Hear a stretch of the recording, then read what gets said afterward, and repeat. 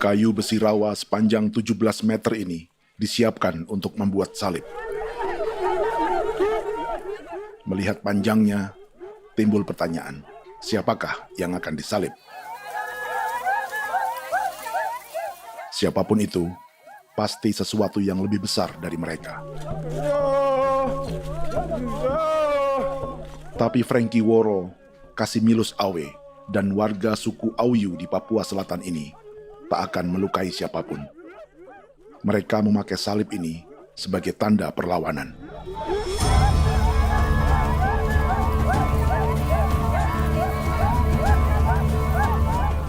Yang mereka lawan memang lebih besar, yaitu pemerintah Republik Indonesia. Pemerintah sedang mengincar 2,5 juta hektar hutan orang Papua untuk proyek tanaman industri pangan dan energi.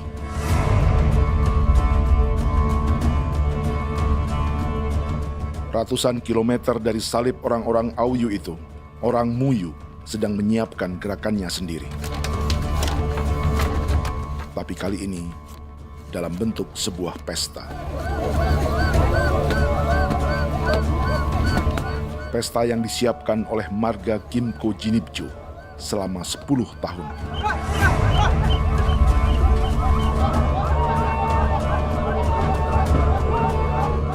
Sosok di marga ini adalah Willem Kimco, orang asli Papua yang tak punya kartu identitas kewarganegaraan manapun.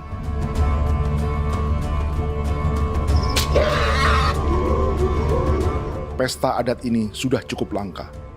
Tak hanya di Papua, bahkan di kawasan Pasifik dan peradaban Melanesia. Awalnya bayarnya aneh kalau bukan. Internet ada kode kerem bipnuka, kode kerem bipnuka, dan jitana ya kati ko berem baran dipo. Kami mengambil ini kok kuning. Ada gagasan dan gerakan sosial di balik pesta orang-orang Muyu ini. Sama dengan gerakan salib merah yang dimulai orang-orang Auyu.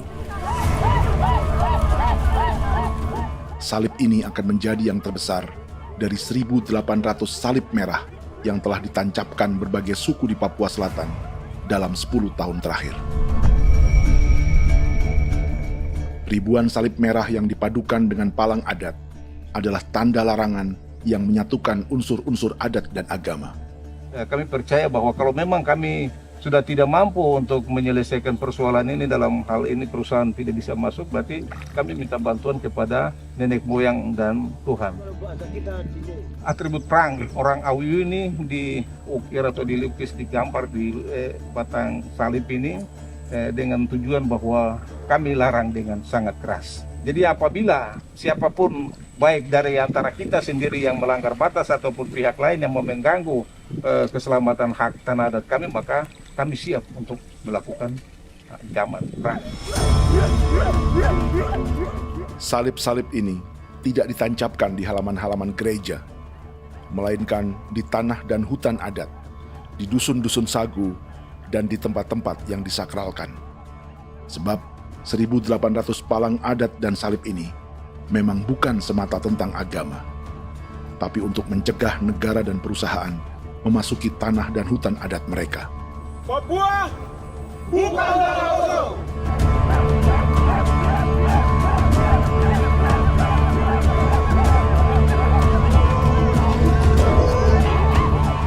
Di zaman TikTok ini, kami ingin menceritakan semua ini lewat film yang pendek.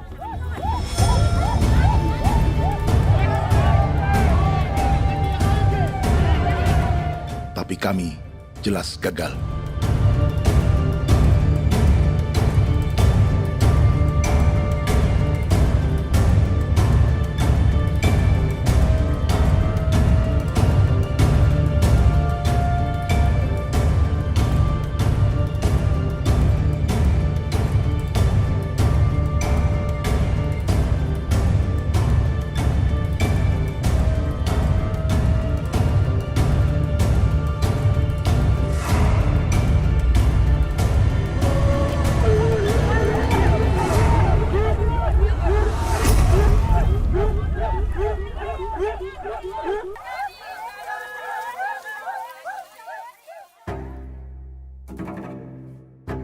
Di planet ini, ada 5 pemilik hutan hujan tropis terluas yang tersisa.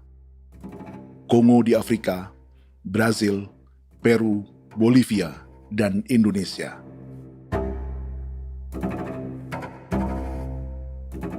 Di Indonesia, satu-satunya pulau yang hutannya masih terjaga adalah Papua, pulau terbesar kedua di dunia setelah Greenland. Lewat sejarah kolonialisme yang panjang, pulau ini kini dikuasai 2 negara. Bagian barat oleh Indonesia yang juga dikenal sebagai West Papua, dan bagian timur menjadi Papua Nugini. Dan tepat di perbatasan ini, di bagian Indonesia, sedang terjadi proyek pemusnahan hutan terbesar di dunia.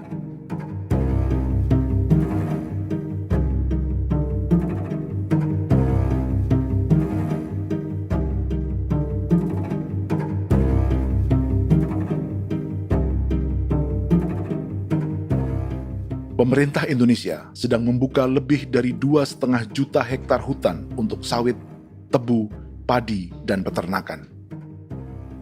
Ini disebut proyek strategis nasional untuk lumbung pangan dan energi yang jadi ambisi 3 presiden. Bagian terbesar direncanakan untuk mencetak sawah seluas 1,3 juta hektar. Lalu bagian lain akan ditanami tebu seluas 560.000 hektar untuk gula dan bioetanol. Setiap liter bensin di Indonesia akan dicampur bioetanol 10% atau E10. Ada 10 perusahaan di proyek ini, dan semuanya dimiliki oleh 1 keluarga saja. Berikutnya, ada areal sawit seluas 400.000 hektar untuk biodiesel. Targetnya mencampur 50% solar dengan minyak sawit atau B50. Dan terakhir, pemerintah akan membuka peternakan seluas 380.000 hektar. Jadi, apa yang salah dengan proyek pangan dan energi ini? 5 orang Papua dalam film ini akan menjawabnya.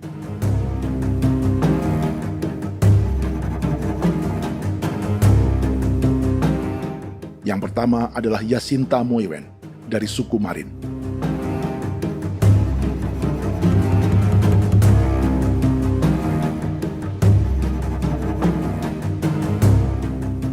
Yasinta dan warga di distrik Ilwayap di Merauke sudah menjadi korban. Hutan dan rawa sebagai sumber pangan dan ekonominya telah dihancurkan.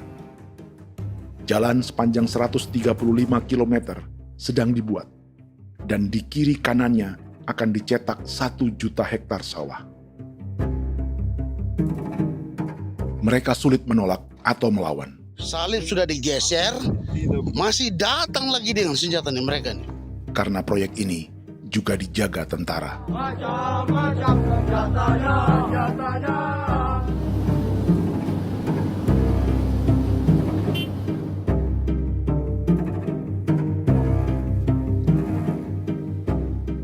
Yang kedua adalah Natalis Buer di distrik Tanah Miring, Merauke. Petani milenial ini merasa ditelantarkan. Sebab setelah hutannya diubah menjadi sawah, sebagian sawah-sawah ini tak tergarap. Orang asli Papua seperti Natalis tak punya modal untuk benih, pupuk, perawatan, hingga ongkos panen.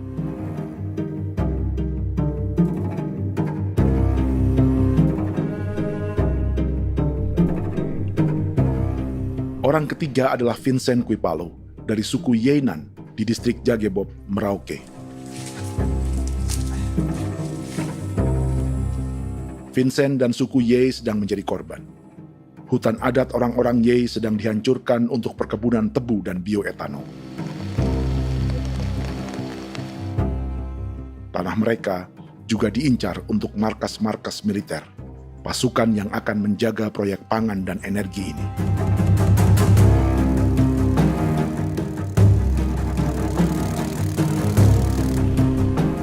Yang keempat adalah Frankie Woro dari suku Auyu di distrik Fofi, Kabupaten Bovendigul. Hutan dan tanah mereka terancam perluasan perkebunan sawit untuk campuran biodiesel atau B50. Orang-orang dari suku Auyu ini adalah calon korban. Merekalah salah satu pelopor gerakan Palang Adat dan Salib Merah. Meski kadang berseberangan dengan gereja yang mereka anggap lebih mendukung pemerintah dan perusahaan. Mereka bahkan sedang merencanakan gerakan yang lebih besar, dengan salib yang lebih besar. Tanah milik Somu Sobisiba itu bahwa tanah ini diciptakan oleh Tuhan dan memberikan warisan kepada kami. Kami ini hanya hak jaga.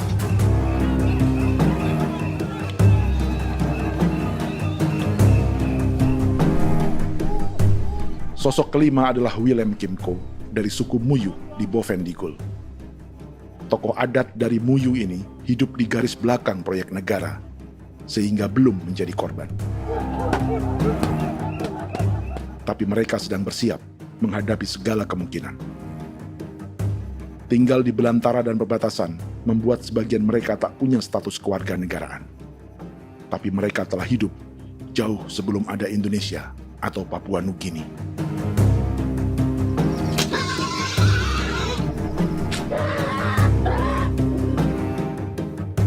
Kelimanya mewakili jutaan orang asli Papua yang sedang terancam eksistensinya.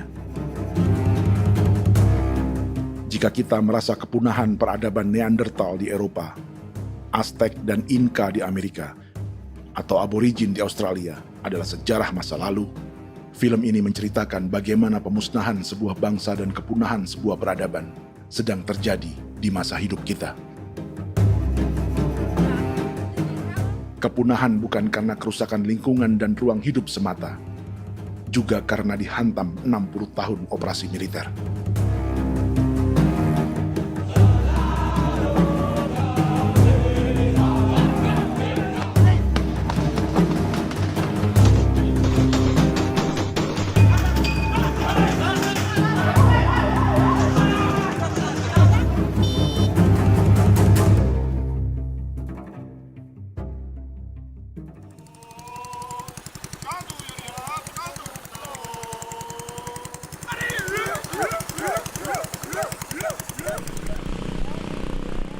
Frankie Woro dan orang-orang Auyu sedang berburu. Tapi lokasi perburuan mereka mulai dikuasai perusahaan perkebunan sawit.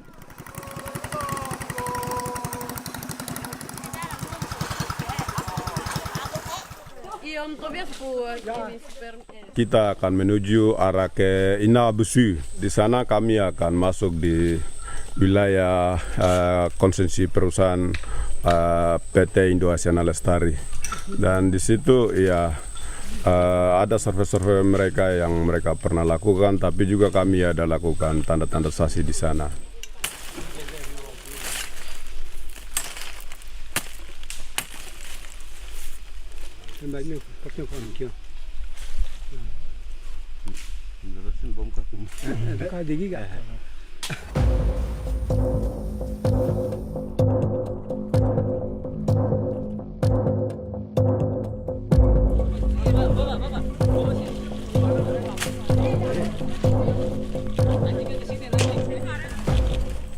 Dapat dengan yang induknya, tapi karena induknya dia lari dan terlambat kerja, akhirnya yang bisa kita dapat dia punya anak ini saja. Ini kalau pakai bahan kayak asli.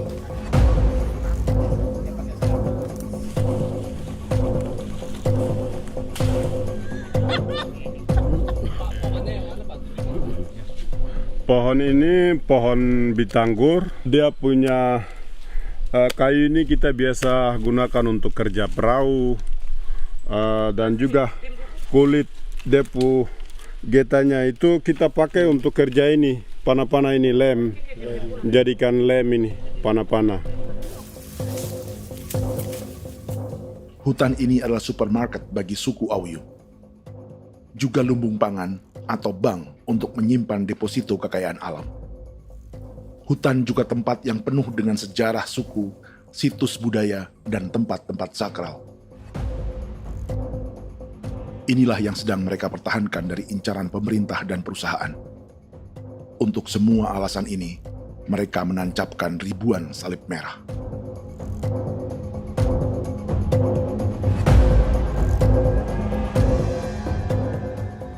Tapi dari kampung, warga suku Auyu memberi kabar pada Frankie tentang intimidasi oleh aparat negara agar mereka melepas tanah ke perusahaan sawit dan berhenti memasang palang adat dan salib merah.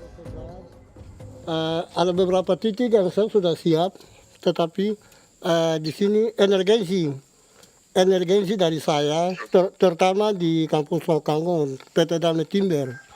Dia mengganggu saya dengan menggunakan kekerasan maupun pihak hukum.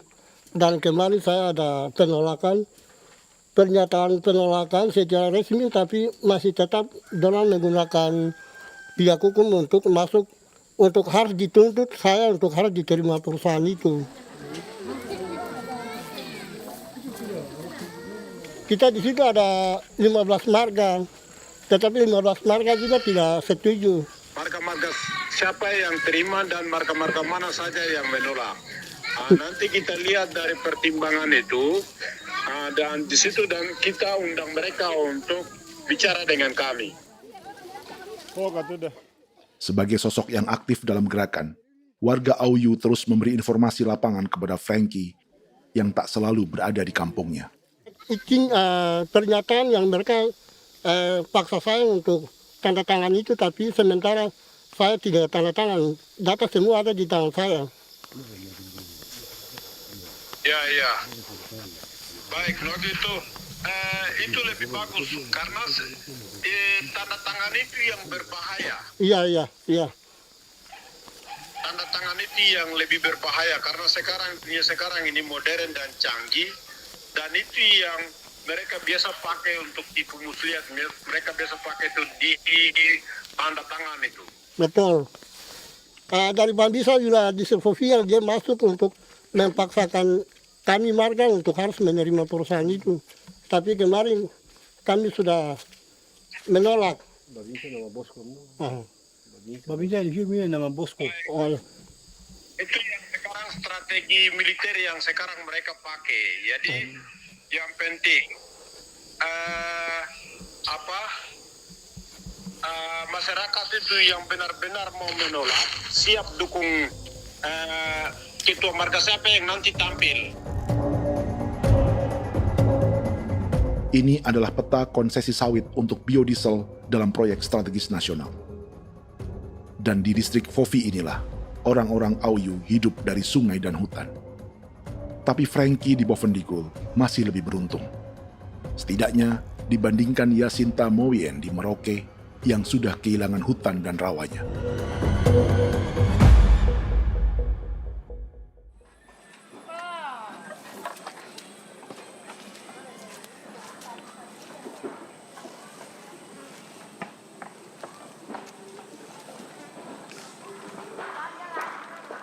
Yasinta dari suku Marin adalah petani sayur di kampung Wanam, distrik Ilwayap, Merauke.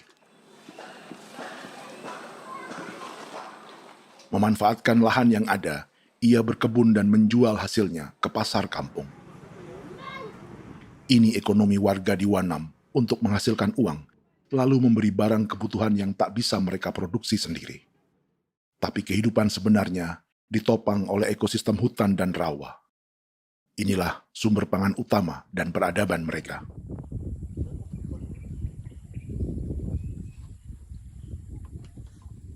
Namun ketenangan ini diusik ketika tiba-tiba pada Mei 2024, di Pelabuhan Wanam datang ratusan alat berat untuk proyek pangan dan energi pemerintah.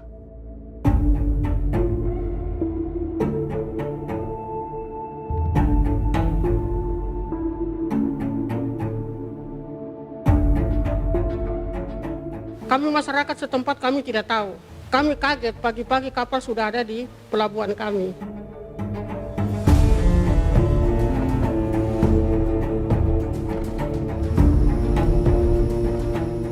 Yasinta Mowien atau Enrika Gebze dan warga lainnya tak pernah diajak bicara atau dimintai pendapat.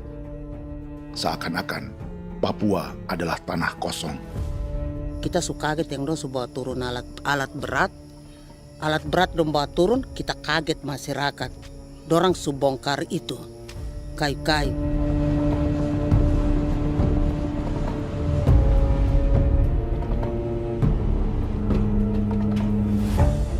Bersamaan dengan alat-alat berat itu, juga berdatangan tentara Indonesia untuk mengawal proyek pembukaan hutan milik Jacinta.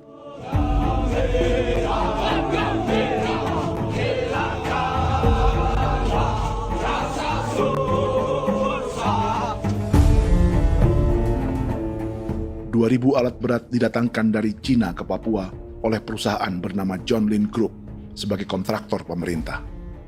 Ini disebut sebagai pesanan eskavator terbesar di dunia dengan nilai 4 triliun rupiah. Misinya membuka hutan dan rawa milik orang Marin, salah satunya untuk membangun jalan sepanjang 135 km. Sementara di kiri kanannya akan dicetak sawah yang ditargetkan seluas 1,3 juta hektar. Jalan berupa garis lurus ini bukan rute tradisional ekonomi masyarakat. Jalan ini akan menghubungkan kawasan perkebunan sawit dan tebu di sebelah timur, juga untuk mobilisasi pasukan militer. John Lin Group adalah perusahaan yang dimiliki Andi Samsudin Arsyad atau yang dikenal dengan Haji Isam. Sebagian orang mengenalnya sebagai pengusaha yang hobi balapan mobil.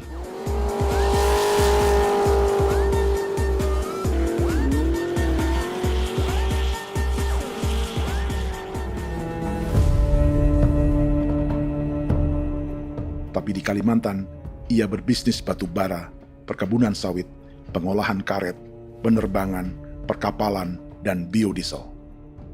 John Lin Group kini juga menjadi pemilik perkebunan tebu dan pabrik gula terbesar di Indonesia. Sayapnya melebar dari Kalimantan hingga ke Bombana, Sulawesi Tenggara. Perkebunan tebu, pabrik gula, dan industri bioetanol inilah yang juga sedang dikembangkan di Papua. Foto ini adalah momen ketika Isam bersama kerabatnya, Menteri Pertanian Amran Sulaiman dan Menteri Pertahanan Syafri Samsudin meluncurkan program biodiesel atau B50 di Kalimantan Selatan. B50 artinya setiap 1 liter solar, 50%-nya akan dicampur minyak sawit. Perusahaannya, PT John Lin Agroraya, menjadi salah satu pemainnya.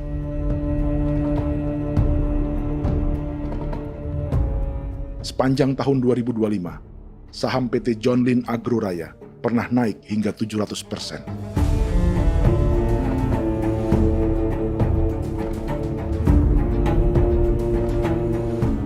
Perusahaan sawitnya yang lain, PT Pradiksi Gunatama, sahamnya bahkan pernah naik 4.000% hanya dalam 1 tahun. Dari harga saham ini saja, nilai kekayaan keluarga Isam diperkirakan mencapai 100 triliun rupiah lebih, menjadikannya salah satu keluarga terkaya di Indonesia dan salah satu pemain penting industri bioenergi. Dan di Papua Selatan inilah sebagian sawit-sawit untuk mendukung program B50 akan ditanam. Inilah tanah orang-orang Wambon, Muyu, Marin, Yei, atau Auyu seperti Frankie Wor.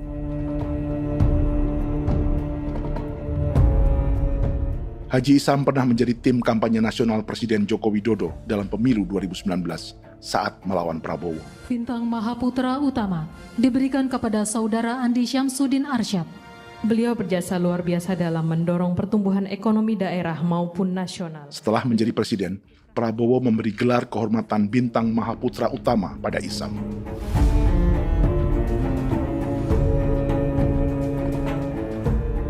Sejumlah menteri Prabowo, juga kerabat dan orang-orang yang pernah bekerja di perusahaan Isam.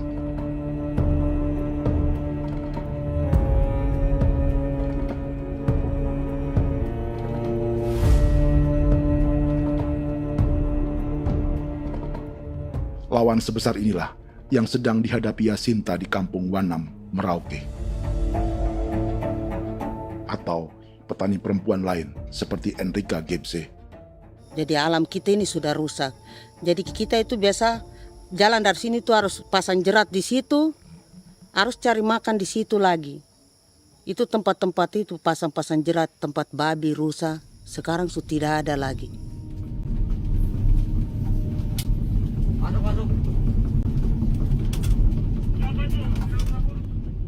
Rekaman ini memberi gambaran bagaimana Kasuari kehilangan rumah di bekas hutan dan rawa yang telah dibabat.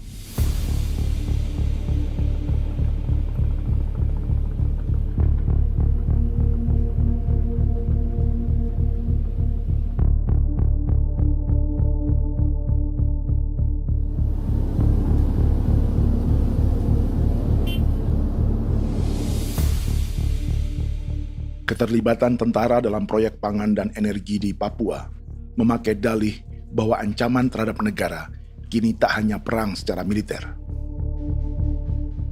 tapi juga melalui pangan dan energi. Kementerian Pertahanan pun terlibat karena proyek ini dianggap operasi militer selain perang. Jadi tugas kamu adalah menjaga sumber cadangan pangan nasional. Macam-macam senjatanya,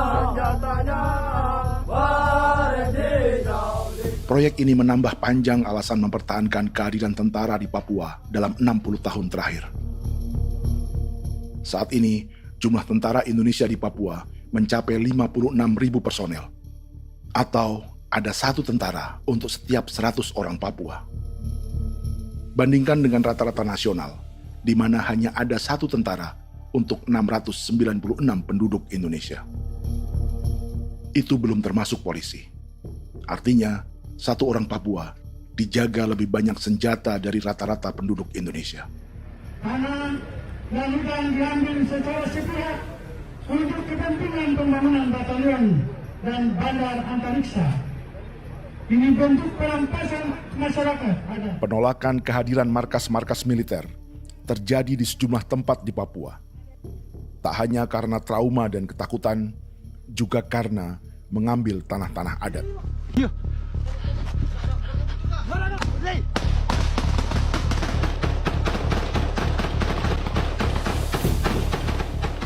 Salah satu alasan mengapa militer terus ditambah di Papua, karena masih ada perlawanan dari Organisasi Papua Merdeka atau OPM selama 50 tahun terakhir. Ayo.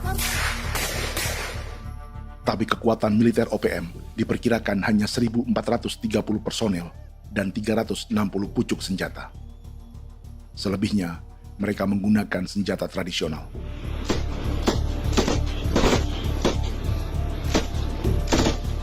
Dengan demikian, kekuatan tentara dan polisi di Papua 58 kali lebih besar dari gerilyawan Organisasi Papua Merdeka.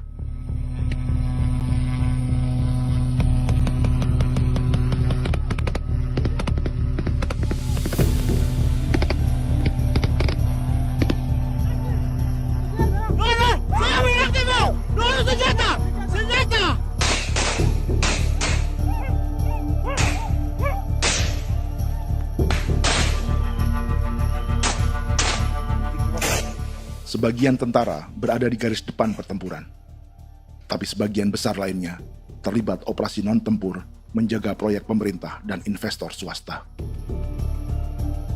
Seperti Batalion Infanteri Teritorial Pembangunan di distrik Jagebob, Merauke ini. Lokasinya bersebelahan dengan konsesi lahan tebu untuk gula dan bioetanol milik PT Murni Nusantara Mandiri. Baik perusahaan maupun markas militer, keduanya mengambil hutan milik suku Ye dari marga Kuipalo. Tapi orang datang tanam ini saja di sini, tanam papan nama ini. Victor Kuipalo menunjukkan apa yang terjadi. Jadi kita juga kaget ini. Nah, kalau ini papan nama ini memang ini papan nama ditanam tapi bukan haknya mereka yang ini. Ini hak kami di sini, hak dusun kami, marga Kuipalo yang punya hak dusun ini. Setelah memasang patok, alat berat mulai bekerja untuk membangun markas militer di tanah orang Ye.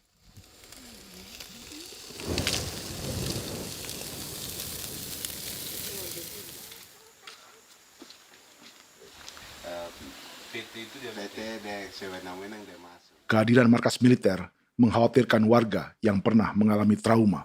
Takut kenapa? Kalau macam yang awal macam sekarang bu kampung hidup ini kan aman. Terus kenapa harus didirikan korem di sini?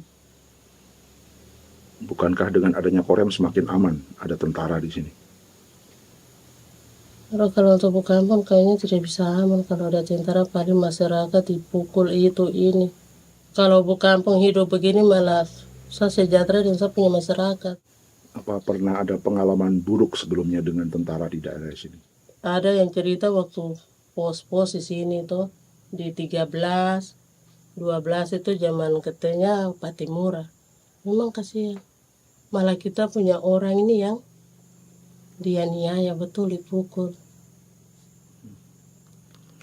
Disuruh kerja bakti tidak mau atau lama mencari, namanya kita pangkur sagu itu butuh waktu 1 minggu. Kalau lama begitu ya paling diseret apa pukul itu. Operasi militer Indonesia di Papua dimulai tahun 1962 lewat Operasi Trikora. Tapi perlawanan bersenjata pertama di Papua baru dilakukan tahun 1965 di Manokwari.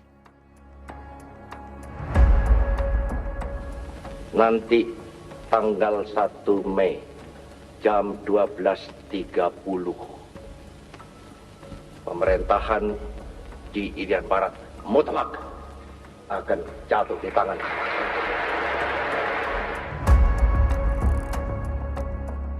Sejak itu, selama 60 tahun, operasi militer untuk menaklukkan Papua terus dilakukan.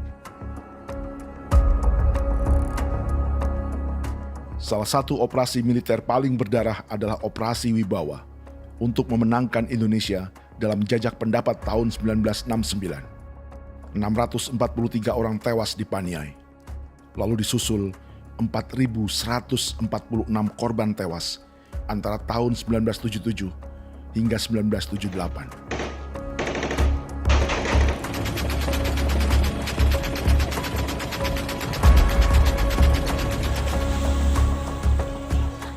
Operasi militer ini menimbulkan gelombang pengungsian hingga kini. Dewan Gereja Papua mencatat 103.000 orang menjadi pengungsi pada tahun 2025 dan nyaris tak diberitakan media-media Jakarta. Jumlah pengungsi terbesar tercatat di Nduga yang mencapai 20.000 jiwa. Banyak di antaranya yang sedang hamil, seperti Jubiana, salah satu pengungsi Nduga. Jadi ini takarik masih kaki be muguruk berselari di namen wane kosel. Bigari me. Egirik menene nimbo mesle berselari nene. Wam dayak lek perak nte oi kore bangal nuso ndak lo yo nandang me anet ndang no yat nte nanen di kue nerwa memberi wal marwa. Egirik menene wa tri bil no semana. Ngal siak kaya berkumpulnya masalah orangnya me wako seluk. Ri namen wani ko semane kuman nak wani ndemo ko ndak misal namen beri ko ko nak no semane ne.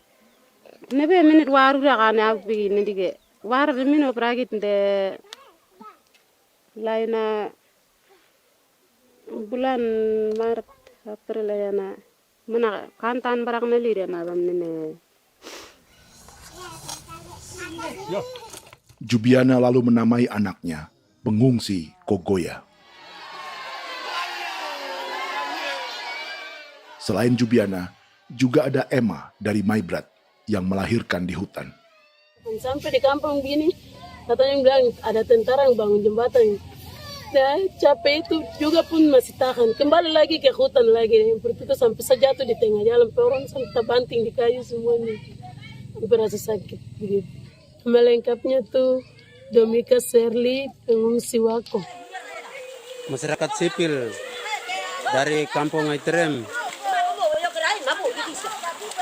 sementara mengungsi karena kampungnya sementara dikuasai oleh TNI Polri. Seratusan ribu pengungsi di Papua saat ini jauh melampaui jumlah yang mengungsi ke Papua Nugini tahun 1984, yaitu 10.000 orang karena menghindari operasi militer.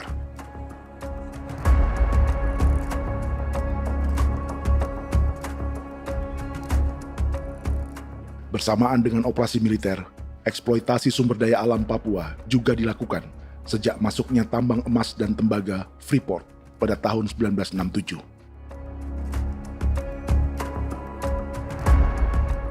Disusul perkebunan sawit awal tahun 1980-an. Lalu ada perburuan buaya untuk diambil kulitnya.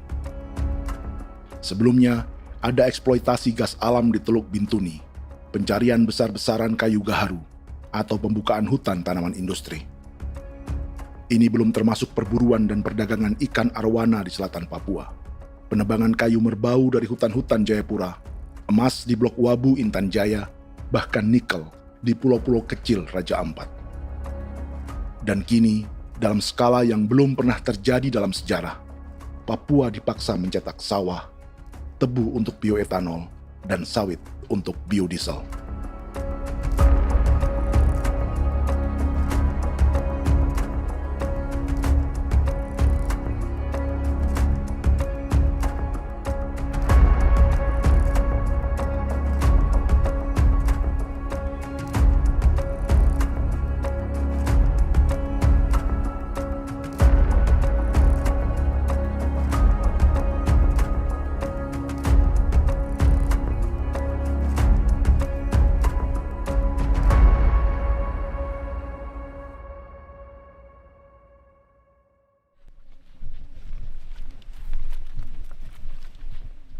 Inilah yang sedang menimpa keluarga Vincent dan Victor Kuipalo di Merauke.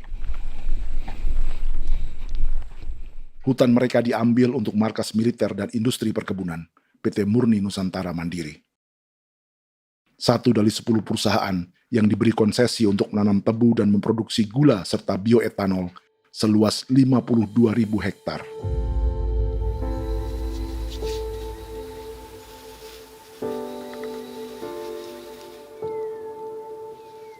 Perusahaan ini dianggap mengambil hutan dan tanah orang-orang Ye, terutama marga Kuipalo, yang memiliki hak adat terhadap 2.300 hektar hutan.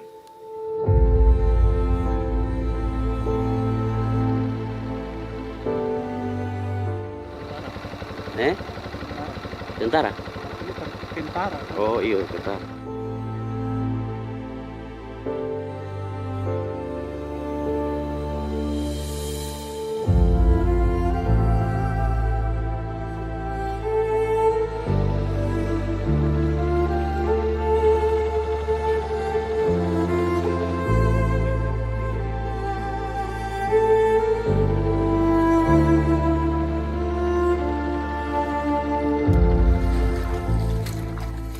Keluarga Kuipalo sedang melihat apakah perusahaan semakin mengancam tanah mereka. Dan kekhawatiran itu terbukti. Iya, makanya tadi saya bilang ini dari sini saja dekat ini sudah masuk di dalam ujung lapang ini. Ini hutan, yang ini hutan yang dorong ada bongkar sekarang ini. Ini sudah punya alat sudah dekat ini. Dekat sekali ini. Ini di sini. Nacau, kelapa itu yang jalan lama, jalan setapak ini. Dari udara, terlihat alat-alat berat semakin mendekati tanah orang-orang Ye, marga Kuipalo.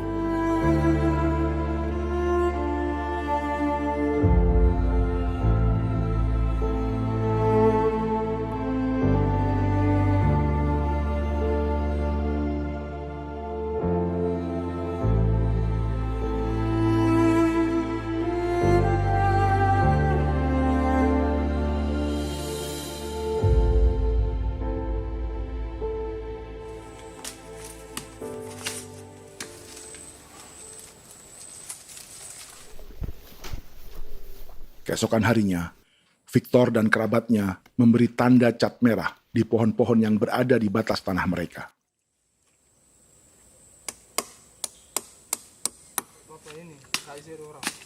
Tapi tanda peringatan adat ini tak diindahkan perusahaan.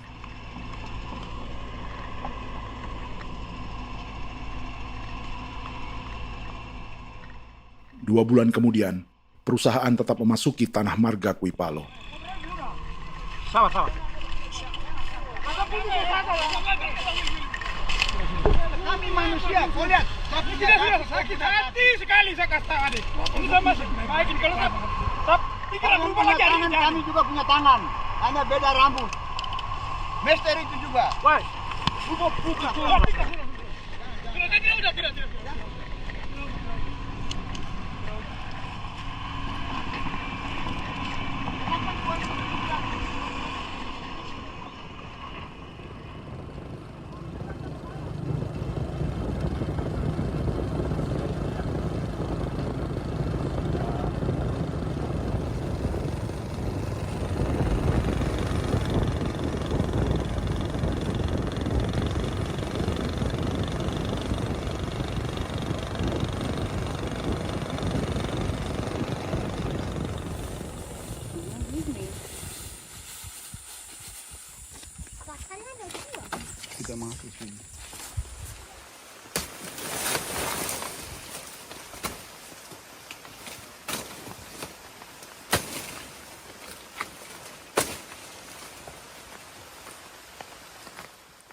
Jadi ya untuk itu seperti saya katakan tadi, apakah lebih baik kita tidak usah ada kah atau bagaimana, kita pisahkan,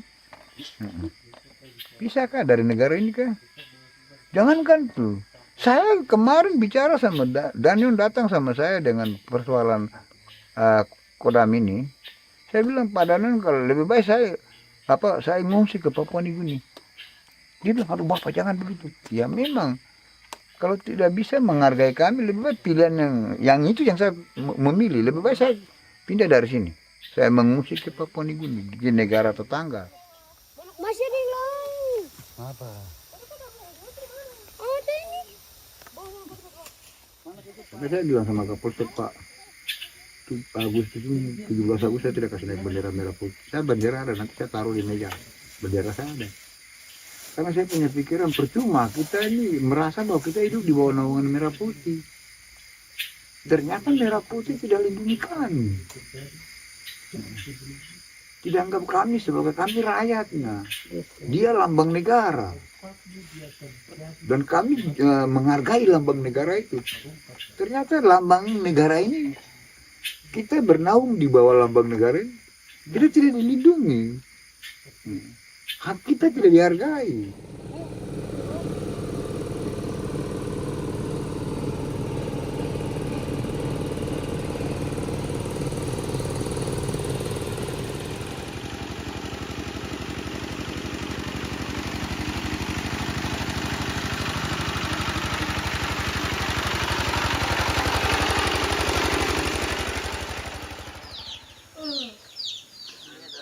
Marga Kuipalo dari suku Ye terus mendapat teror dan intimidasi agar melepas tanah mereka yang hanya dihargai Rp300.000 per hektar. Tapi mereka tidak berjualan tanah. Makanya mama itu tidak suka untuk lepas tanah. Untuk apa? Baru di dalam hutan itu ada obat-obat tradisi. Itu sudah Kalau macam ada sayur juga, kita ambil sayur yang dia tumbuh sendiri. Jadi kita ini mau kemana, kalau itu sudah digusur, ya habis. Kita ini jadi penonton. Jangan sampai kita ini duduk minta di jalan. Jadi kita tidak mau seperti itu. Makanya tanah itu kita tidak melepas. Tapi mungkin orang lain tuh dia senang saja. Lebih baik saya pegang uang merah dulu. Saya bisa beli-beli itu ini. Nanti datang uang sudah habis, gembel, mau cari kemana lagi, hutan sudah habis, mau makan ikan di mana, kali sudah hancur.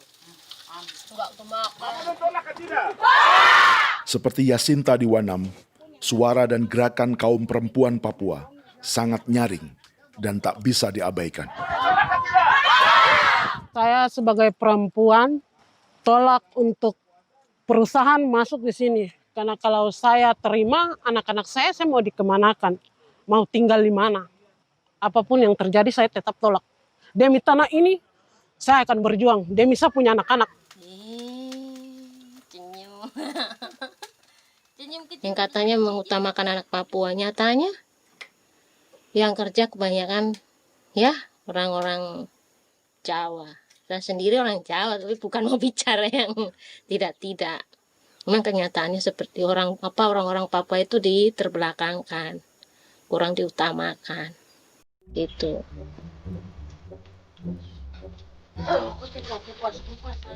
Proyek food estate seperti mencetak sawah, bukannya tak diikuti warga Papua.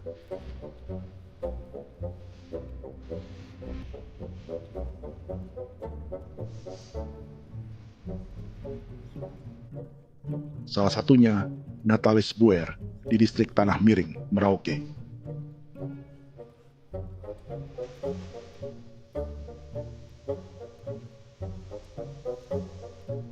Setelah menghabisi hutan, pemerintah Indonesia mencetak sawah untuk tanaman padi karena beras mulai menjadi makanan pokok menggantikan sagu. Sebagian besar penggarapnya adalah warga transmigran yang datang sejak era 1980-an. Bahkan petani transmigran sudah ada sejak Belanda membuka proyek padi kumbe di distrik Kurik. lokasi yang sering jadi langganan pejabat Indonesia memamerkan sawah di Papua. Tapi Natalis juga ingin belajar menanam padi atau bersawah. Namun ia kesulitan karena dibutuhkan modal untuk benih, pupuk, hingga pemeliharaan dan panen. Lalu sawah-sawah ini pun mulai dikuasai pendatang.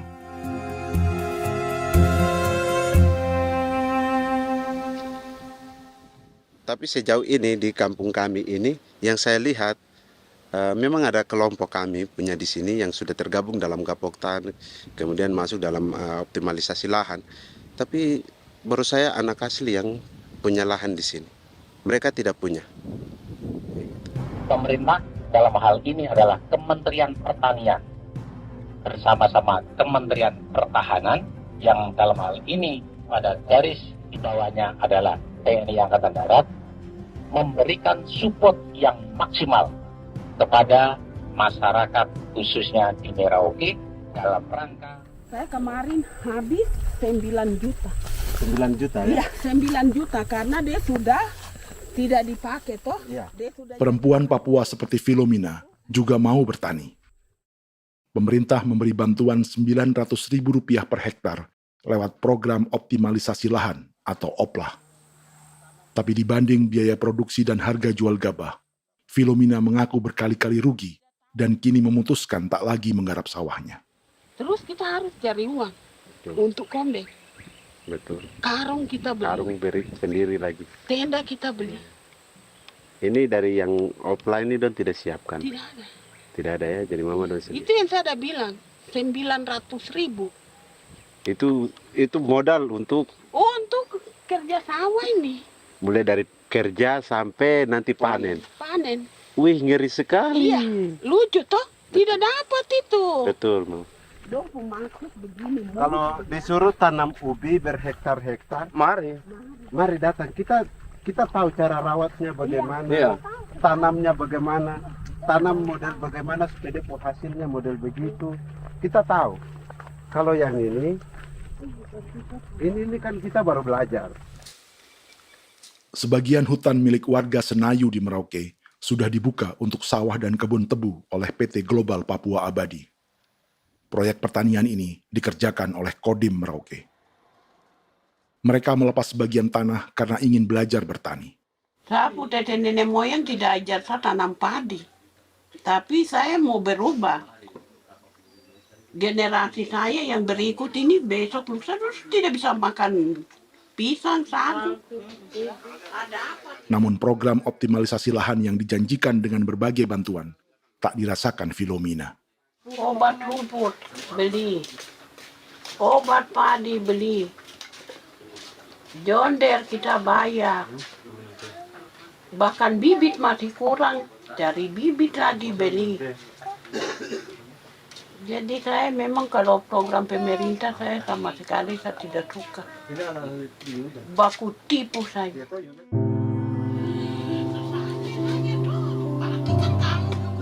Mereka merasa ditinggalkan sendiri, jatuh bangun belajar bertani padi. Sementara sumber pangan dan air yang semula mudah didapat, kini telah berganti sawah dan kebun tebu. Dulu kita masih bisa jalan, nanti masak di kali, pakai air kali. Minum pakai air kali. Sekarang, kok mau masak? Tidak ada air, Air sudah susu, mau minum tidak bisa. Sudah dengan obat. Don semprot tebu itu saja drone. Drone yang semprot. Saya lihat di itu. Jadi kita bukan drone yang terbang di atas untuk disemprot. Dong lempar pupuk di bawah ya dia mengalir ke kali. Mengalir ke kali, ke rawa-rawa.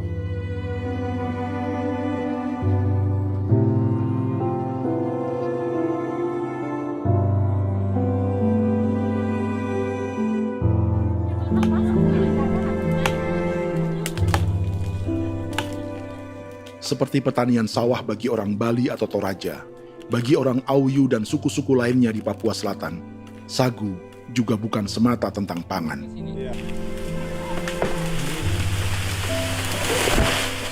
Bagi orang Auyu dan Marin, sagu adalah kerabat, sosok orang tua, sosok nenek moyang yang harus dijaga dan dilindungi.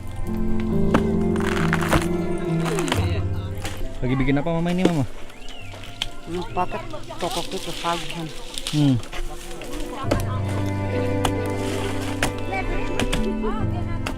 Kami diingatkan oleh leluhur, sagu itu tidak boleh digusur dan tidak boleh diganggu dengan cara apapun, dan di dalam rangka kepentingan apapun tidak boleh.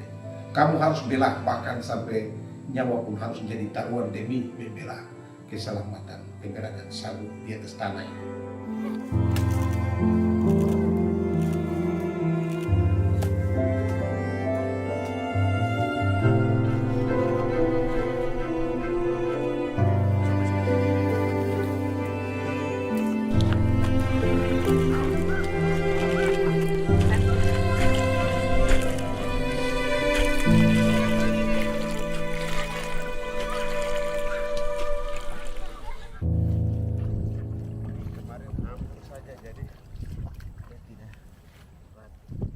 Menurut Natalis, pemerintah di Jakarta mendefinisikan lumbung pangan semata urusan beras dan mencetak sawah.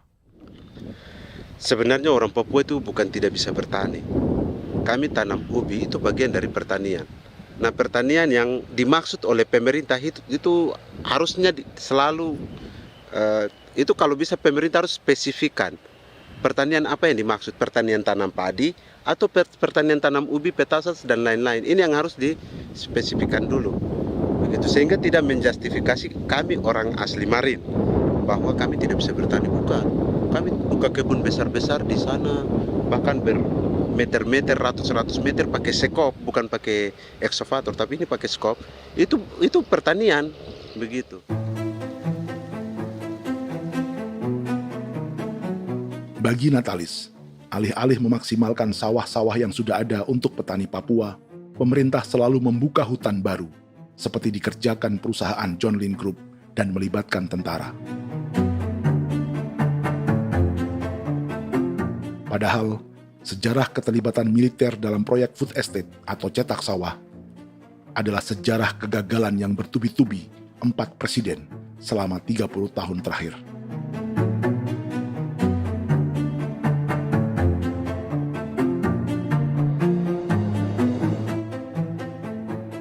Papua bukan yang pertama menjadi proyek lumbung pangan yang melibatkan tentara. Kalimantan telah menjadi korban 30 tahun sebelumnya.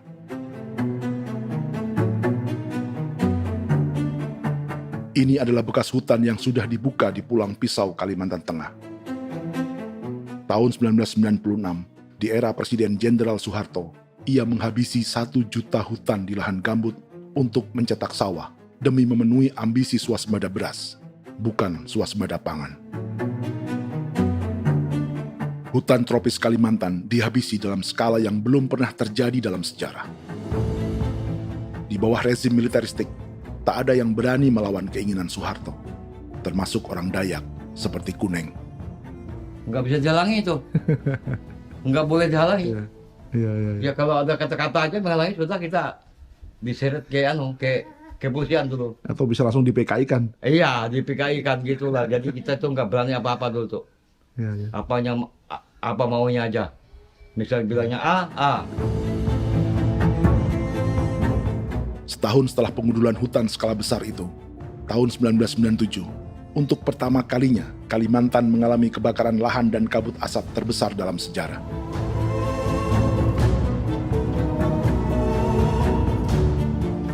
Sebagai ilustrasi, ini kondisi kabut asap tahun 2015.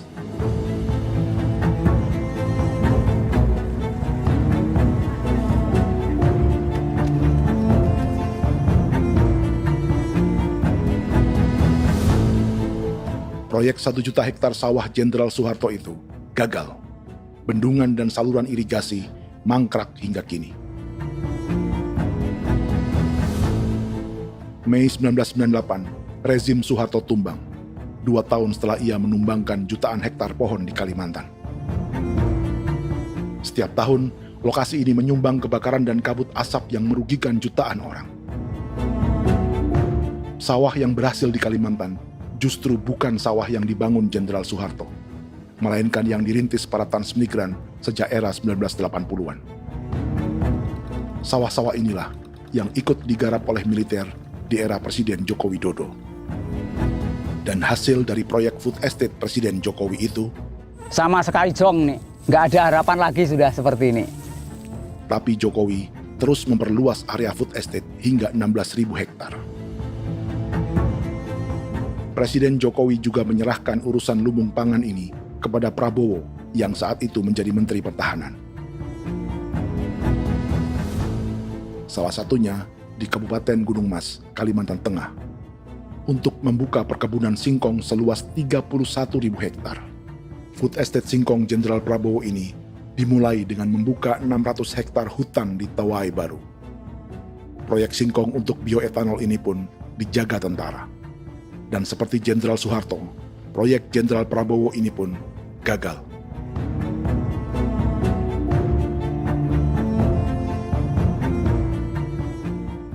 Dengan reputasi ini, Joko Widodo dan Prabowo justru sedang membuka 2,5 juta hektar di Papua.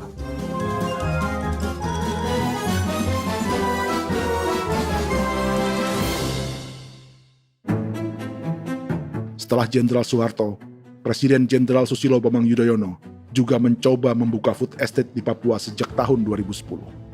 Namanya Merauke Integrated Food and Energy Estate atau MIFE. Proyek ini juga gagal. Lalu di lokasi yang sama, Jokowi berusaha meneruskan dengan proyek mencetak sawah 1,2 juta hektar yang juga gagal. Sekarang yang paling siap adalah 1,2 hektar. Yang 1,2 juta hektar. Dan kini, Prabowo yang pernah gagal dengan 600 hektar singkong di Kalimantan justru akan mengulangi di Papua dengan skala 2,5 juta hektar. Di daerah Papua pun harus ditanam kelapa sawit supaya bisa menghasilkan juga BBM dari kelapa sawit. Dalam setiap proyek pangan dan energi di Papua, yang lebih menonjol bukan tanaman pangannya, melainkan untuk energi atau bahan bakarnya. Sawit untuk biodiesel dan tebu untuk industri bioetanol. Ada 10 perusahaan yang diberi konsesi hingga 0,5 juta hektar untuk tebu. Dan 10 perusahaan itu dimiliki oleh satu keluarga saja.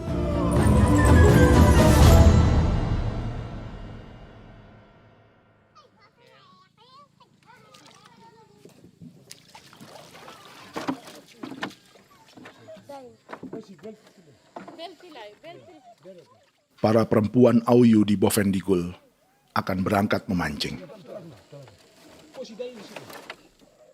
Priska Beni membantu menyiapkan perahu.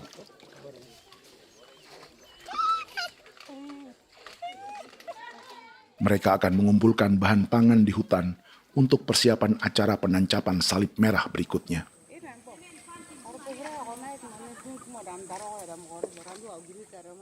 Priska sudah mengambil posisi memancing.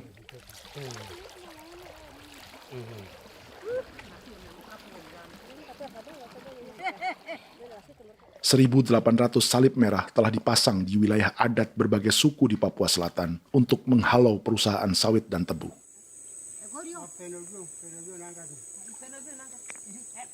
Maria Tebung yang paling muda datang membawa hasil. 2 ekor ikan gastor alias gabus toraja. Sebagai generasi Z, pendidikannya sampai sekolah dasar.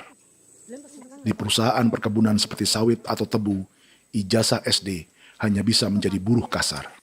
Tapi ia tak tertarik. Karena kita hidup itu dari alam, kita pancing, juga di darat, bawa anjing, terus bikin pagar sagu, dapat babi, bawa baru kita makan. Jadi kita tidak mau perusahaan masuk. Sementara Priska Beni masih mencari peruntungan. Tapi baginya, menjadi nelayan di Sungai Fofi masih lebih baik daripada bekerja 9 tahun di perkebunan sawit. Sudah pengalaman, jadi kita tidak mau lagi. Seberapa lama ketika kerja itu? Selama di sana. 9 tahun di sana. 9 tahun? Saya baru pulang dari perusahaan. Selama 9 tahun kerja di sawit, bisa punya rumah kah? Atau Tidak. motor kah? Tidak. Johnson kah? Tidak. Cuma makan saja. Pendapatan juga kan tidak lebih.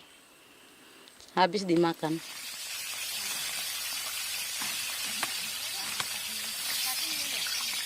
Satu minggu libur berapa hari? Tidak libur. Minggu tetap kerja? Tetap kerja. Tidak bisa ke gereja? Hari Minggu kerja. Hari Minggu juga kerja. Dia tidak mengenal agama perusahaan itu. Di grup perusahaan sawit Korindo, Priska digaji 2 juta rupiah per bulan dan tinggal di mes karyawan. Tapi gaji itu dipotong bahan makanan atau BAMA rata-rata 1 juta rupiah setiap bulan. Perkebunan tebu 1/2 juta hektar di Merauke adalah ide 3 presiden untuk menggenjot penggunaan bioenergi sebagai campuran bahan bakar fosil.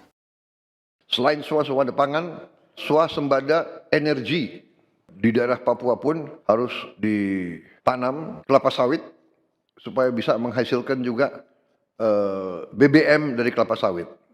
Juga tebu menghasilkan etanol. Singkong, kasava juga untuk menghasilkan etanol. Bioetanol adalah bahan bakar nabati atau tumbuhan yang dapat dicampur dengan bensin. Sama dengan program biodiesel yang mencampur solar dengan minyak sawit.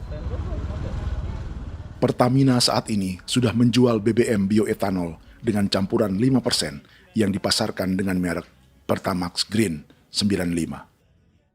Tapi pemerintah ingin menaikkan kadarnya menjadi 10% atau E10. Maka ke depan kita akan mendorong untuk ada E10. Kemarin malam sudah kami rapat dengan Bapak Presiden. Bapak Presiden sudah menyetujui untuk direncanakan mandatori 10% etanol. Idenya untuk mengurangi ketergantungan pada bahan bakar fosil yang diimpor dan menimbulkan polusi.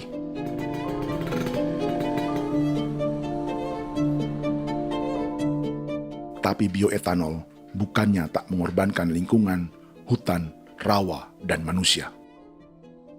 Karena program E10 membutuhkan 7,3 miliar liter bioetanol, maka lahan yang dibuka untuk menanam tebu bisa mencapai 1,3 juta hektar. Sementara saat ini, luas perkebunan tebu di Indonesia hanya 500 sampai 600 ribu hektar. Artinya, butuh lahan baru hingga 800 ribu hektar untuk menanam tebu. Dan 500 ribu hektar diantaranya sedang dibuka di Papua. Hutan yang tadinya untuk menumbuhkan pangan berubah jadi tanaman untuk bahan bakar di jalanan. Kecepatan pulihnya hutan beradu dengan jumlah dan kecepatan kendaraan di jalanan.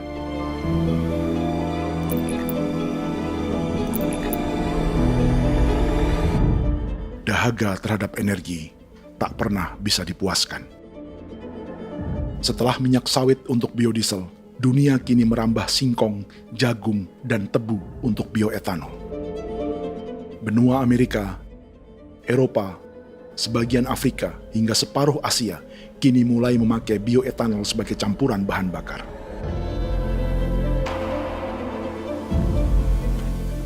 Selain perebutan lahan, masa depan dunia juga dibayangi semakin mahalnya harga pangan karena persaingan antara perut manusia dengan tangki kendaraan. Ini adalah lokasi perkebunan tebu dan bioetanol PT Murni Nusantara Mandiri yang mengancam tanah Vincent Quipalo dan orang-orang Ye di Merauke. Beberapa kilometer di selatan adalah PT Global Papua Abadi yang mengancam tanah orang-orang Muyu dan Marin. 2 perusahaan ini adalah bagian dari 10 perusahaan yang mendapat konsesi lahan untuk tebu dan bioetanol di Merauke. Batas konsesi mereka bahkan sama dengan batas negara Indonesia dengan Papua Nugini. Salah satu ciri bahwa peta konsesi ini dibuat di Jakarta dari atas meja. Sama seperti kolonial Inggris dan Belanda ketika mereka membagi Pulau Papua dengan garis lurus pada abad 19. Seakan Papua adalah tanah kosong.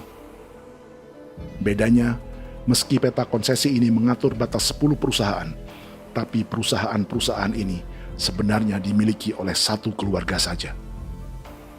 Ini nama 9 dari 10 perusahaan tebu dan bioetanol di Merauke, Papua. 99% saham mereka dimiliki sebuah perusahaan bernama PT Merauke Nusantara Manis. Sementara 1% sisanya dimiliki PT Merauke Gula Mandiri. Tapi saham kedua perusahaan ini dimiliki PT Merauke Sugar Group. Dan perusahaan ini, 90% sahamnya dimiliki pengusaha bernama Angelia Bonaventure Sudirman, serta perusahaan bernama Zico Trust dan Resource Harvest. Lalu 10% lainnya dikuasai PT Papua Energi Abadi, yang pemiliknya adalah Dudi Christian dan Angel Madeline. Sekarang, mari kita lihat siapa mereka. Angelia Sudirman adalah keponakan dari salah satu konglomerat sawit Indonesia, Martias Fangiono. 9 perusahaan di Papua ini berada di bawah bendera Merauke Sugar Group. Dan Merauke Sugar Group hanya satu dari 7 grup perusahaan milik keluarga Fangiono.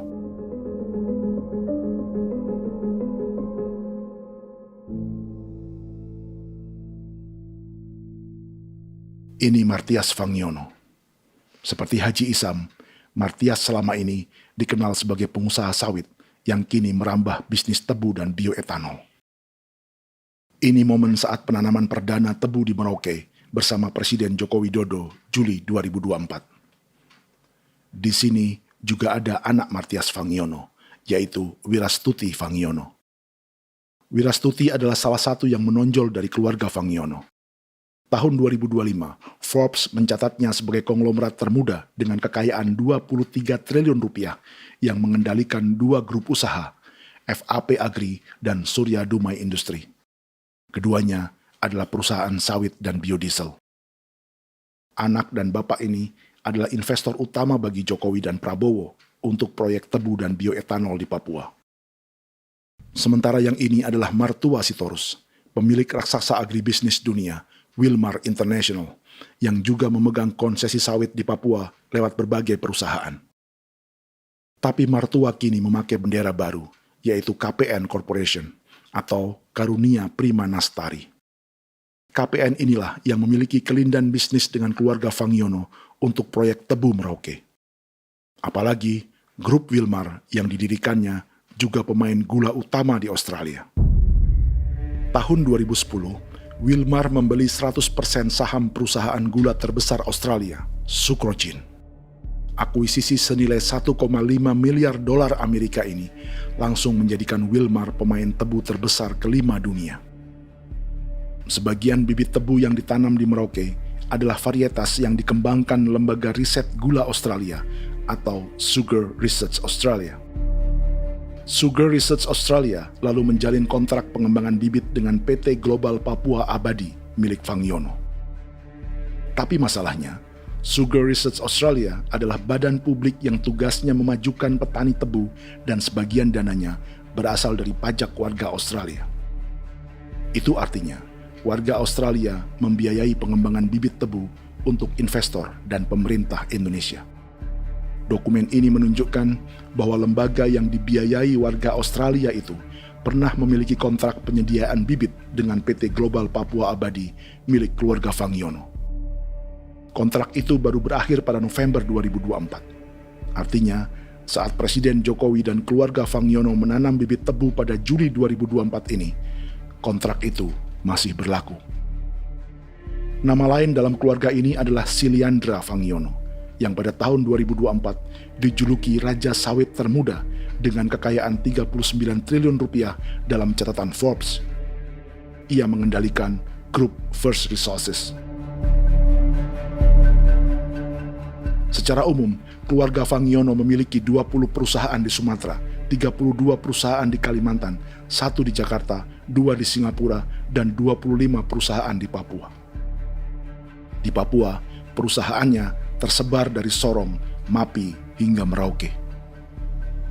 Para politikus dan pejabat Indonesia terus membesarkan konglomerasi, meski Martias Fangiono pernah divonis 1,5 tahun penjara karena kasus pembalakan liar dan kebun sawit ilegal tahun 2007.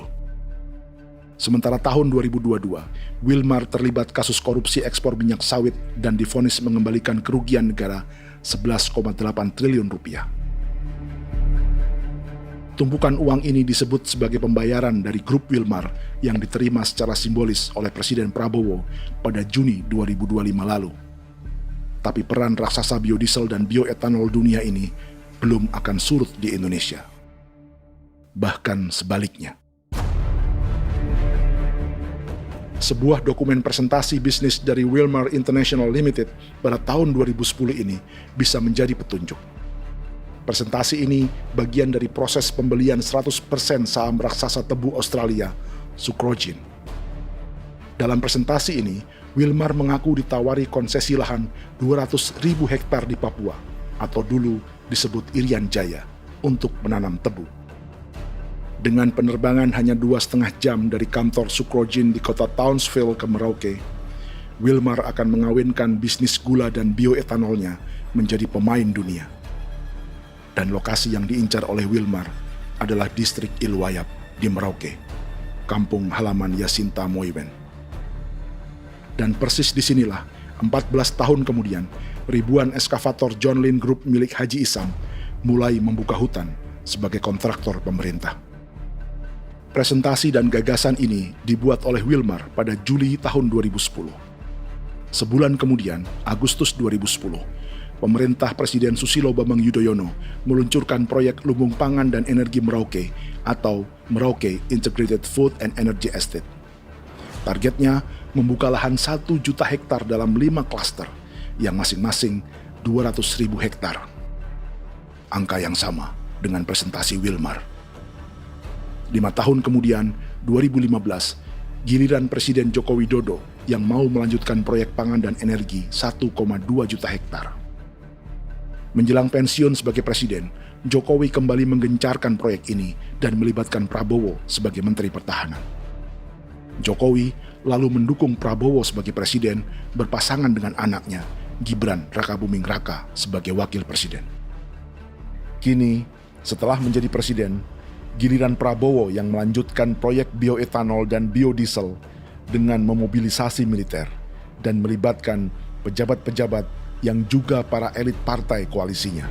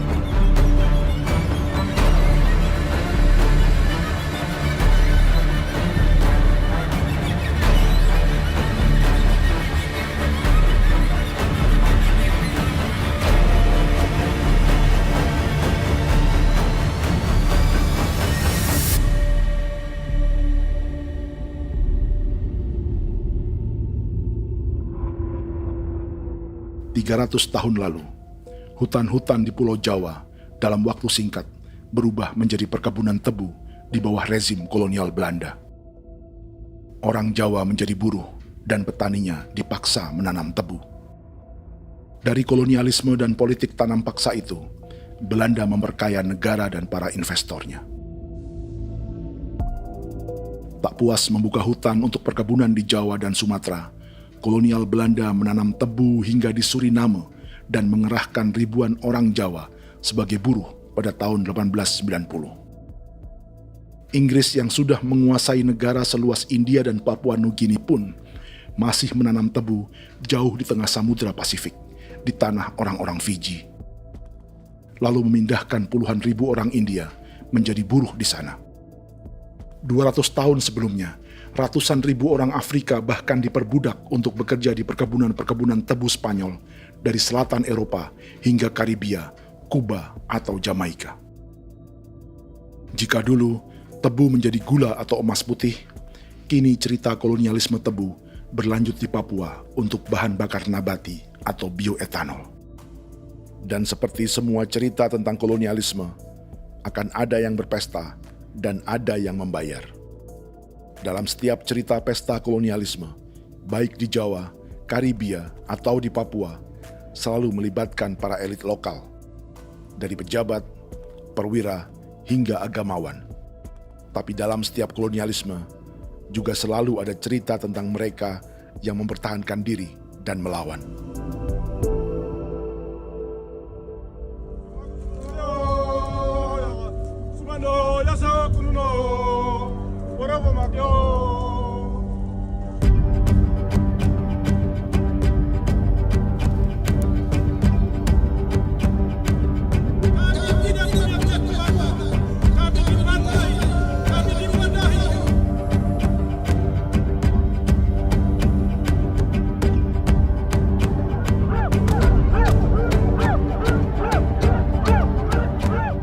Dalam sejarah Gereja Katolik banyak pemimpin-pemimpin yang adalah tanda petik itu adalah Judas juga.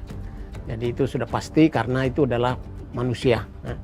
Satu sisi sebagai manusia dalam perjalanan digoda, apalagi ada dalam posisi-posisi jabatan ya mungkin banyak tawaran-tawaran lain, lalu disitulah terjadi pergeseran keberpihakannya kepada misi gereja tadi itu untuk umat, untuk mereka yang tertindas. Orang kirim ekskavator, orang kirim tentara, orang kirim polisi. Pukul kami bukan pencuri, kami tidak pernah mencuri orang barang. Kami tidak pernah menangis ke orang lain. Kami tidak pernah menangis ke kita Bapak Mama, kami menangis kepadamu. Tuhan kami lemah. Aku tidak tahu. Dia kata, ini hijau cikui. Orang lain datang ke bangsa kami, ke wilayah kami untuk kasih habis kami.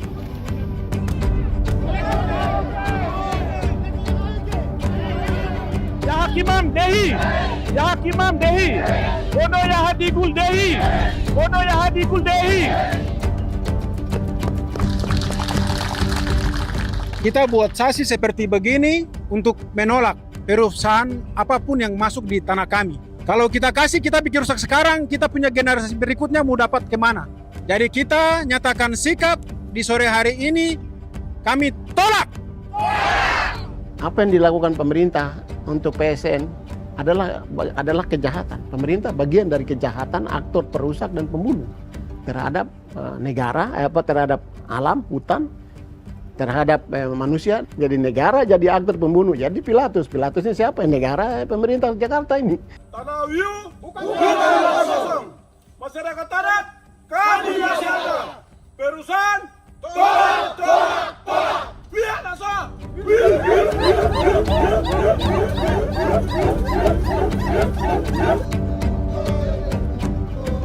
Jika tanah adat dan hutan adat hilang, kami mau hidup di mana? Maka di sini saya mau bilang, negara jangan tipu-tipu kami lagi.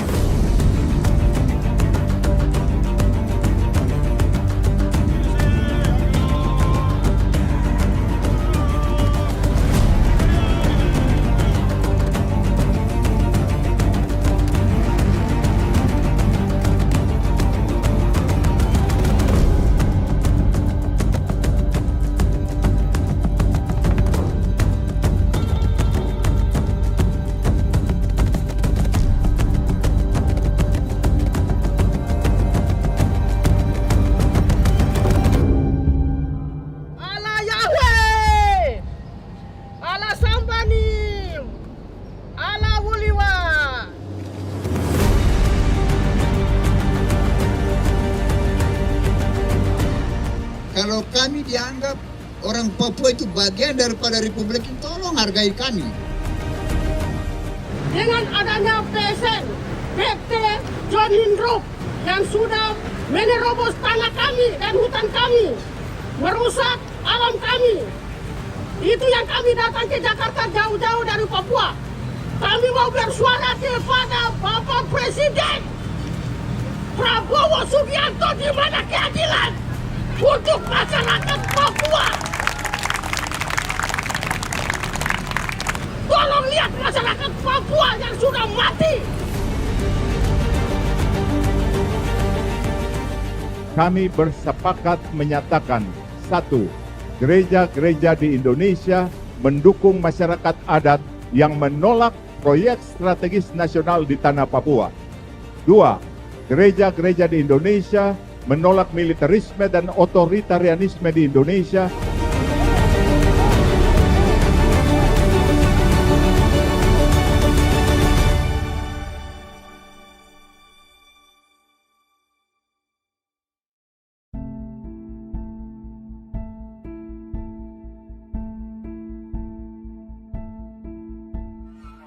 Kita sering merasa banyak hal buruk sudah jadi cerita sejarah. Dan kita sekarang hidup lebih baik, lebih beradab, atau mustahil melakukan kejahatan seperti di masa lalu. Kita tidak lagi menghukum mati orang dengan memenggal kepalanya. Kita menembaknya atau menyuntik racun agar tertidur dan mati. Tapi ada hal-hal yang tak berubah. Salah satu pembantaian yang kuat di ingatan kita adalah kejahatan Nazi atau genosida di Rwanda. Padahal pembantaian juga sedang terjadi di masa kita, seperti di Gaza, Palestina. Penghancuran sebuah peradaban seperti Indian di Amerika atau aborigin di Australia juga kita anggap masa lalu. Sekarang kita merasa lebih baik dan lebih toleran. Padahal proses penghancuran bahkan pemusnahan yang sama sedang terjadi terhadap bangsa Melanesia di Papua. Begitu juga dengan praktik kolonialisme. Kita merasa penjajahan seperti dilakukan Portugis, Inggris, atau Belanda sudah menjadi sejarah. Dan Indonesia tidak mungkin menjajah. Padahal itulah yang sedang terjadi dan dirasakan di Papua.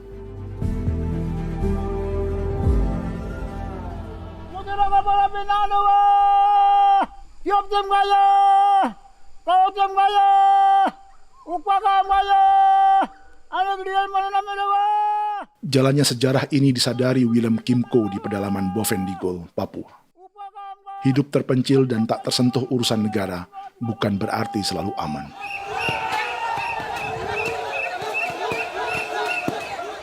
Untuk sampai di tempat ini, orang-orang Muyu menempuh 2 hari berjalan kaki mengarungi hutan, lembah, dan sungai. Termasuk mereka yang datang dari perbatasan Papua Nugini. Mereka berkumpul untuk memenuhi undangan pesta adat yang disebut Awon Atatbon atau pesta babi. Yang mengundang adalah marga Kimco Jinipjo. Yang dituakan di marga ini adalah Willem Kimco. Ia tak punya kartu tanda penduduk dan kewarganegaraan manapun, baik Indonesia atau Papua Nugini. Tahun 1984, 10.000 orang Papua, terutama suku Muyu, mengungsi ke Papua Nugini untuk menghindari operasi militer Indonesia, termasuk Willem Kimco.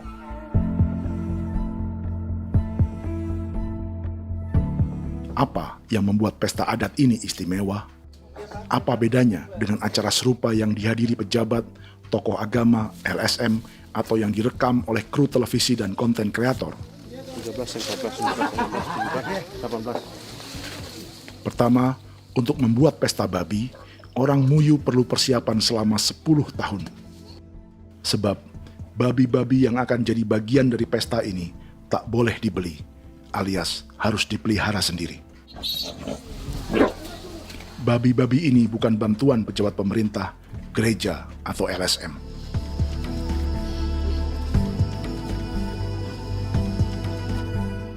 Yang kedua, babi-babi ini tidak dipelihara di kandang. Jadi punya nama babi ini kah? Harimau. Harimau? Harimau. Dia kulit dengan ini bulu di harimau, macam harimau begitu yang kasih nama harimau. Setelah diberi nama, mereka dilepas liarkan di hutan sejak kecil.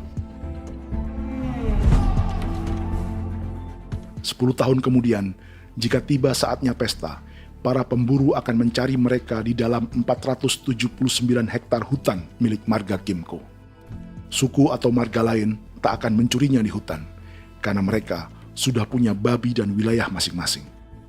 Itu artinya mereka harus tetap menjaga dan mempertahankan hutannya agar babi-babi bisa hidup. Demikian juga dengan lahan pangan mereka. yang menumbuhkan sagu, keladi, atau aneka sayuran.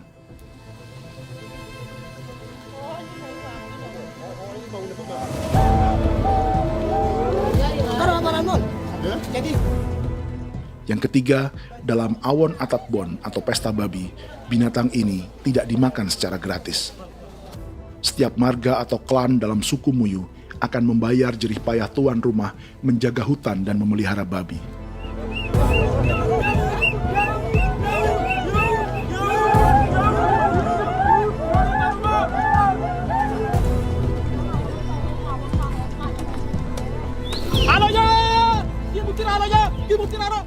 Ini seperti arisan untuk menjaga budaya dan lingkungan. Bagian dari budaya dan ekonomi timbal balik yang ditandai dengan siklus memberi dan menerima.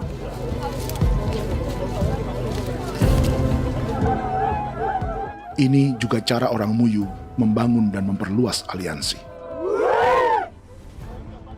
Awon bet begul bet, ulan yau kando bet, asat bet anani, asat bet yang liga anani, oh ado amten anani, menini tu na jaga, kepo kemo ko di mana, kepo kemo mayat ni, kep tetek mo mayango, kep kanin bet bini ke iftore ben, ni ben ni tu na jaga dek me, oke, kepo nanti ku tahu kepo kepasak tu orang ni.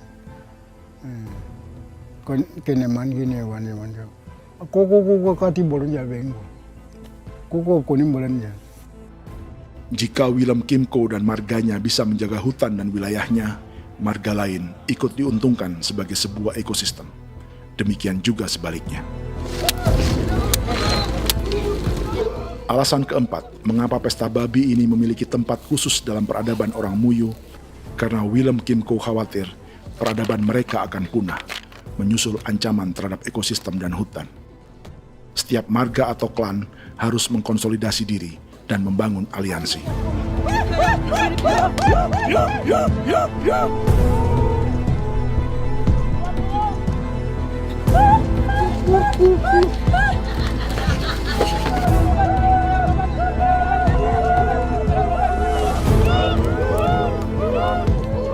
Kekhawatiran Willem dan orang-orang Muyu tak berlebihan. Ruang hidup mereka bersinggungan dengan proyek bioetanol dan biodiesel pemerintah Indonesia. Mereka juga tahu apa yang telah dan sedang menimpa suku lain seperti Auyu di Bovendikul atau Yainan dan Marin Anim di Merauke.